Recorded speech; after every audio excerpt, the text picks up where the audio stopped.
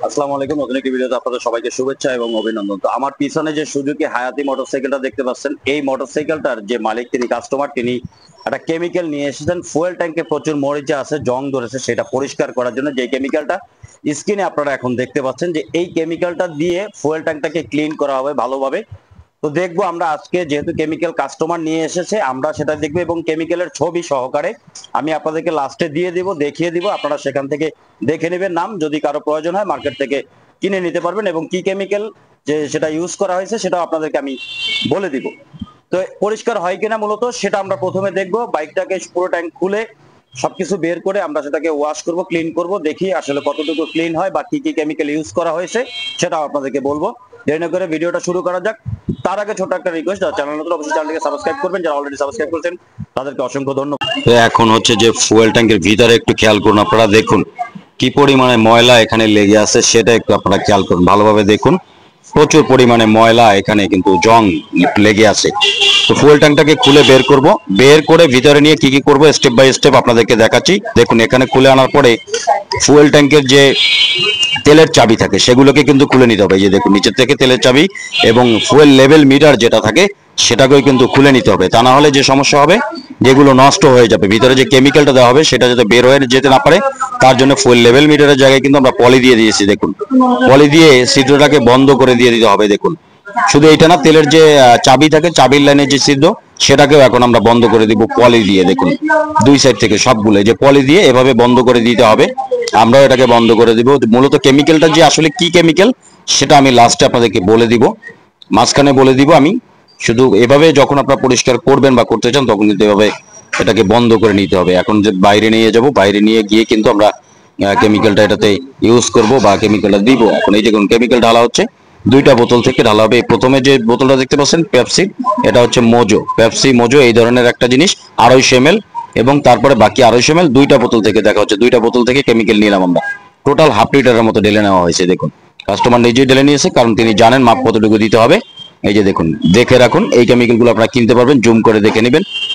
পরবর্তীতে আমি আপনাদেরকে দেখিয়ে দিব এইগুলো কিনে আপনি দিবেন। এবং এটা প্রচন্ড হিট হয়ে গেছে, গরম হয়ে গেছে, আমি যে হাত দিয়ে ধরলাম মারাত্মক হিট হয়ে গেছে, গরম হয়ে গেছে ডালার সাথে সাথে, অনেক অনেক গরম হয়ে গেছে, বোতল সহকারে গরম হয়ে গেছে। আর কেমিক্যালটা একটু দেখে রাখুন কাছের থেকে, যেমনটা বললাম কি নাম কি আছে সবকিছু ভিডিও জুম করে আপনারা স্ক্রিনশট দিয়ে মার্কেট থেকে কিনে নিতে পারবেন। বাংলাদেশের মার্কেটে এগুলো পাওয়া যায়। এই যে এখন স্ক্রিনে ছবি দেখতে পাচ্ছেন আপনারা, যে কেমিক্যালগুলি এগুলো জুম করে আপনারা দেখে নেবেন, অথবা স্ক্রিনশট দিয়ে রেখে দিতে পারেন, তখন আপনারা এগুলো দেখতে পারবেন যে আসলে কি কেমিক্যাল এখানে ইউজ করা হয়েছে। দেখুন নাম। এখন হচ্ছে ট্যাঙ্কে দিব। এই যে দেখুন ট্যাঙ্কে আমরা হচ্ছে এখন যে কেমিক্যালটা সেটা ঢালছি। দেখুন যেমনটা বলেছি যে এটার সাথে কিন্তু পেপসি বা মোজো কিন্তু 250 ml ছিল, বাকি 250 ml কেমিক্যাল মিলে টোটাল হাফ লিটারের মতো।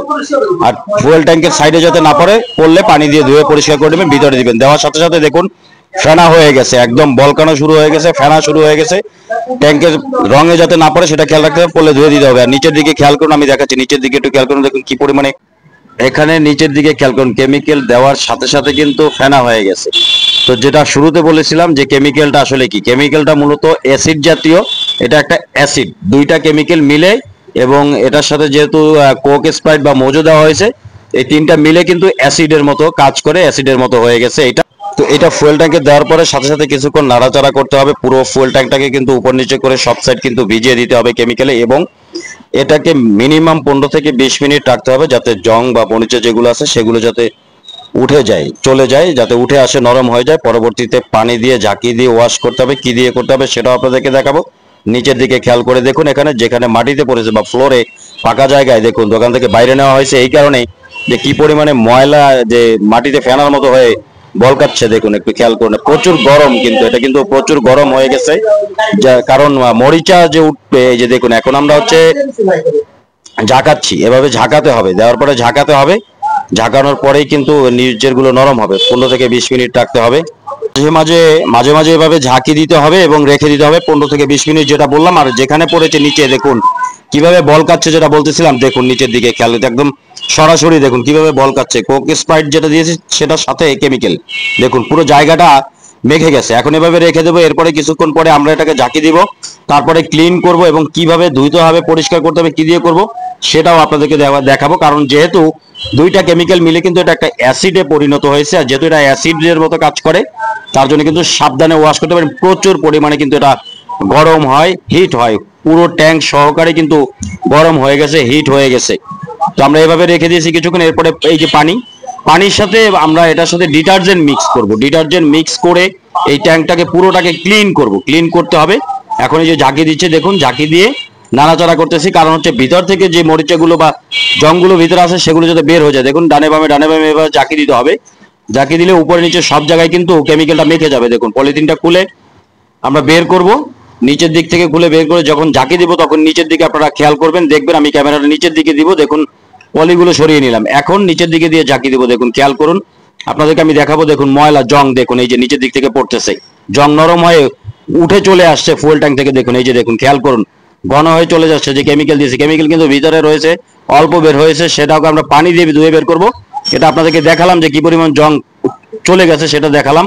এবং ফুয়েল ট্যাঙ্কের ভিতরের দিকে দেখাবো। ভিতরের দিকে খেয়াল করুন, দেখুন কি পরিমাণে জং লেগে আছে। দেখুন এই যে উঠে গেছে পানির সাথে, মানে যে কেমিক্যালটা দিয়েছে সেই কেমিক্যালটার সাথে দেখুন ভিতরে কিন্তু নড়াচড়া করতেছে। আর সাইডে যে পানি দিচ্ছি আমরা, এই পানিটা দেওয়ার উদ্দেশ্য হচ্ছে যাতে ফুয়েল ট্যাঙ্কের রংটা নষ্ট না হয়, কারণ কেমিক্যালটা খুবই ডেঞ্জারাস। ফুয়েল ট্যাঙ্কের রং কিন্তু নষ্ট হয়ে যাওয়ার চান্স থাকে, যার জন্য সাথে সাথে এভাবে পানি দিয়ে দিতে হবে। এই যে পানি দিয়ে দিয়েছে আমরা।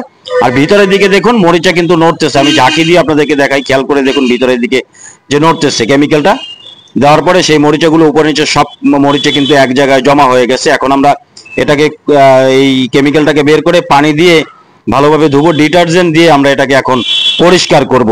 দেখুন এখন হচ্ছে ভিতরে আমরা অল্প অল্প করে পানি দিচ্ছি ট্যাঙ্কের ভিতরে, এরপরে আরো বেশি করে পানি দিব। দিয়ে প্রথমে পানি দিয়ে ঝাঁকি দিয়ে কেমিক্যালটাকে ধুয়ে বের করে ময়লা সহকারে বের করে ফেলবো। এরপরে আবার ফ্রেশ পানি, তারপরে হচ্ছে পাউডার দিয়ে পানি দিয়ে ঝাঁকি দিয়ে পরিষ্কার করে এরপরে শুকাতে দিব। শুকাতে হবে, এটাকে ভালোভাবে শুকাতে হবে। তো প্রথমে পানি দিয়ে কেমিক্যালটাকে আগে ঝাঁকি দিয়ে বের করে নিব। আর একটু পানি দিয়ে দিয়েছি, দিয়ে ঝাঁকি দিচ্ছে ডানে বামে, যাতে মরিচাগুলো ছুটে যায়, ট্যাঙ্কের সাথে লেগে না থাকে, যে নরম হয়েছে সেগুলো বের হয়ে আসে। দেখুন এখন বের করা হবে, সেটাও আপনাদেরকে দেখাচ্ছি। বের করে আপনারা দেখতে পাবেন সবকিছু। খেয়াল করুন, দেখুন প্রতিটা জাকিতে জাকিতে কিন্তু যে ফুয়েল ট্যাঙ্কের কেমিক্যাল গুলো কিন্তু পড়তেছে, পাশাপাশি জংগুলো যে ছিল সেগুলো কিন্তু পড়তেছে নিচের দিকে। দেখুন জং এবং কেমিক্যাল সবগুলি কিন্তু বের হয়ে গেছে। এই যে দেখুন এখন ক্যাপ খুলে ফেললাম। এখন হচ্ছে যে আমরা এটাকে একটু শিরিষ কাগজ দিয়ে ঘষে পরিষ্কার করে দিব। হালকা যেগুলো জংগুলো নরম হয়ে গেছে, উঠে গেছে, সেগুলো লেগে আছে। এখন কিন্তু দেখা যাচ্ছে যে পরিষ্কার হয়ে গেছে। দেখুন ভিতরে কিন্তু সাদা চকচকে হয়ে গেছে, খেয়াল করুন সাদা চকচকে হয়ে গেছে। আবারও ক্লিয়ার করে ভালোভাবে আপনাদেরকে সেটা দেখাবো। আর নিচের দিকে খেয়াল করুন, এখনো জং পড়তেছে। যে দেখুন কেমিক্যাল জং কিন্তু এখনো পড়তেছে। এখন হচ্ছে ভিতরে পানি ডিটারজেন্ট দিব, পানি দিচ্ছি, উপরের দিক থেকে পানি দিচ্ছি, নিচের দিকে খেয়াল করুন জংগুলো বের হয়ে যাচ্ছে কেমিক্যাল সহকারে ঝাঁকি দেওয়ার সাথে সাথে। দেখুন নিচে খেয়াল করুন, ভালোভাবে খেয়াল করে দেখুন কি পরিমাণে জং একদম গলে নরম হয়ে জংগুলো কিন্তু উঠে চলে আসছে। এখন হচ্ছে যে ভিতরে যতগুলো যেগুলো আছে সেগুলো পানি দিয়ে যখন আমরা ডিটারজেন্ট দিয়ে ঝাঁকি দিব তখন সবগুলো পড়ে যাবে। দেখুন ঝাঁকি দিচ্ছি, ভিতরে নড়তেছে, নিচের দিকে থেকে কেমিক্যাল গুলো জং সহকারে পড়তেছে। আর ভিতরে একটু খেয়াল করে দেখুন পরিষ্কার হয়ে গেছে, সাদা ধবধবে হয়ে গেছে। এরকম কিন্তু ছিল না যখন আপনাদেরকে শুরুতে আমি দেখিয়েছিলাম, তখন কিন্তু প্রচুর পরিমাণে ময়লা এবং জং ছিল। এখন কিন্তু সেই ময়লা জংগুলো কিন্তু এখন আর নেই। খেয়াল করে দেখুন ভালোভাবে, আবারও দেখাবো, ক্লিয়ার করে দেখাবো। মুখেরটা আমরা একটু ঘষে পরিষ্কার করে দিব, পানি দিব, তারপরে আপনাদেরকে ক্লিয়ার করে ঘুরিয়ে ভিতরের দিক থেকে দেখাবো। দেখুন এই যে ভিতরের দিকে দেখুন, খেয়াল করুন পরিষ্কার, একদম পরিষ্কার হয়ে গেছে, সাদা। আরো পরিষ্কার হবে, পানি দিয়ে যখন ঝাঁকি দিব বাকি ময়লাগুলো উঠবে। এখন শুধু জিরো যে পলিশ পেপার থাকে, পলিশ পেপার দিয়ে মুখের এই জায়গাটা আমরা একটু ঘষে দিব, ভিতরের জায়গাটা একটু হাত দিয়ে ঘষে দিব, কারণ এতটুকু একটু ঘষে দিতে হবে, কারণ এখানে কিছু কালচে কালচে দাগ রয়ে গেছে, যেই দাগগুলো এখান থেকে তুলে ফেলবো এবং ভিতরে পানি দিয়ে কাপড় দিয়ে ঝাঁকি দিয়ে আমরা সেটাও পরিষ্কার করে ফেলবো। আমরা আগে এগুলোকে ঘষে একটু পরিষ্কার করে নিই, তারপরে ডিটারজেন্ট দিয়ে ওয়াশ করবো, সেটাও আপনাদেরকে এখন দেখাচ্ছি। আগে এটাকে একটু ঘষে পরিষ্কার করে নেই। এটাকে প্রচুর পরিমাণে পানি দিয়ে ওয়াশ করেছি, এখন ডিটারজেন্ট দেওয়ার পালা। এখন হচ্ছে ডিটারজেন্ট, এই যে দেখুন ডিটারজেন্ট দিচ্ছি, এখানে দুইবার করে দিব। আমরা প্রথমে একবার দিলাম, পানি দিব, ঝাঁকি দিব, কারণ ডিটারজেন্টে অ্যাসিডটা কেটে যায় বা অ্যাসিডটা কিন্তু চলে যায়। ডিটারজেন্ট দেওয়ার সাথে ব্যবহার করলে অ্যাসিডটা দ্রুত নষ্ট হয়ে যায় এবং সেটা বের হয়ে চলে যাবে। এখানে কাস্টিং অ্যাসিড দুইটাই ব্যবহার করা হয়েছে, দুইটা কেমিক্যালই দেওয়া হয়েছে। দেখুন ঝাঁকি দিয়ে কিন্তু এই যে দেখুন ভালোভাবে ঝাঁকানো হচ্ছে ঘুরিয়ে ফিরে, যাতে কোনো রকম কেমিক্যাল যেন ভিতরে না থাকে বা জং ময়লা যাতে না থাকে। আবারও দেখুন ডিটারজেন্ট দিচ্ছি, আবারও ডিটারজেন্ট দিচ্ছি, এরপর পানি দিব, আবারও ঝাঁকি দিব। তো এইভাবে কয়েকবার প্রসেসিং করব আমরা, 3-4 বার করব, যাতে কোনো রকম কোনো কেমিক্যাল যাতে ট্যাঙ্কে বা ভিতরে বাইরে কোথাও যেন না থাকে। একদম ক্লিন হয়ে যাবে, চকচকা হয়ে গেছে। খেয়াল করতেছেন এখনই কিন্তু দূরে থেকে দেখা যাচ্ছে চকচকে সাদা ট্যাঙ্ক হয়ে গেছে। শুরুতে যেরকমটা দেখিয়েছিলাম যে কি পরিমাণ জং ছিল, এখন কিন্তু সেটা নেই, ভিতরে পরিষ্কার হয়ে গেছে। আমি আপনাদেরকে দেখাবো, ঝাঁকানো হচ্ছে দেখুন, ঝাঁকি দিয়ে এখন এটাকে ধুয়ে পরিষ্কার করে নিয়ে আসছি। খেয়াল করুন, এই যে দেখুন ভিতরের দিকে খেয়াল করুন, একদম ভিতরে দেখুন ফ্রেশ হয়ে গেছে। যে জঙ্গল ছিল, যে খারাপ অবস্থাটা ছিল, সেটা কিন্তু এখন আর নেই। এখন কিন্তু এটা একদম পরিষ্কার হয়েছে। ভিতরে যে জং মরিচা যেগুলো ছিল, সেগুলো কিন্তু চট বেঁধে বেঁধে উঠে চলে গেছে, বের হয়ে গেছে, একদম গলে পানির মতো করে কিন্তু নিচের দিক থেকে বের হয়ে চলে গেছে। দেখুন এই যে কমপ্লিট করে রেখেছি। এখন পানিটা শুকানোর জন্য এখানে রাখা হয়েছে। পানিটা যখন শুকানো হবে তখন বাইকে আমরা এটাকে সেট করে দেবো। দেখুন সুজুকি হায়াতি, এখন এটা পানি শুকোবে, শুকোনোর পরে সেট করে দেবো। ভিতরের দিক থেকে আরেকটু আপনাদেরকে দেখাই, এখন একটু খেয়াল করে দেখুন, ফাইনালি একটু ফাইনাল টাচ যে আমাদের ভিতরে পরিষ্কার করেছে কাপড় দিয়ে, তারপরে দেখুন এখন ভিতরে একদম পরিষ্কার হয়ে গেছে, কোনো রকম কোনো জং মরিচা কিন্তু নেই। এ ধরনের সমস্যা হলে, জং হলে আপনারা এই কেমিক্যাল ব্যবহার করতে পারেন। তো ভিডিওটি দেখার জন্য আপনাদের সবাইকে অসংখ্য ধন্যবাদ। ভালো থাকবেন, সুস্থ থাকবেন, আল্লাহ হাফেজ।